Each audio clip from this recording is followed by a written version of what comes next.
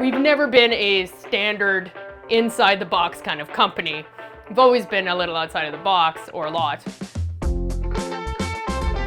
Like, everybody actually loves their hometown. There's like a piece of your hometown that stays in you. Most of my dearest, longest friends are all from Timmins, and they're all the most eccentric people I've ever met. If I wanted to do something like this and invest this amount of money into a community, it should probably be mine. I finished art school and I came back to Timmins, and I started out as an apprentice pastry chef, and I progressively got sicker and sicker as I was doing this, and I ended up contracting an antibiotic resistant strain of C. difficile, which resulted in me being very, very ill and in quarantine for about 1.5 years. So I spent a year growing food to feed myself and kind of like getting over the fact that I almost died. We started an online farmer's market that would deliver to your door, and you could pick and choose what went in it. And it was like really approximately about 10 years ahead of its time and flopped pretty hard. So we kind of decided to come at it from a different angle.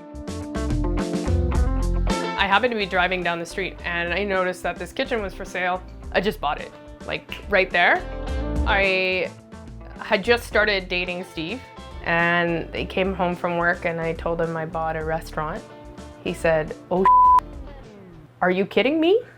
We've now been running Radical Gardens together for 8 years. There's no restaurant like this that existed in Northeastern Ontario, period. There was no locally sourced restaurant. There was no scratch-made restaurant. So we had to educate our customer base to create our market. Now this is snowballed into a full-service restaurant, a full scratch-made bakery, 40-foot-long giant food truck, a huge catering company, and now we have an organic mushroom farm. Then the pandemic hit. The bonus for us was we had opened an online grocery store that still had all of its back-end infrastructure just sitting there, so we just turned it back on.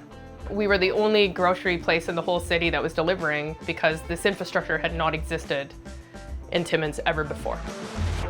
I think this is really important, especially for Northern Ontario towns, because honestly, life exists beyond Muskoka. There's all sorts of really interesting people doing really interesting things up here that are oftentimes forgotten about, hence the reason for this roadshow.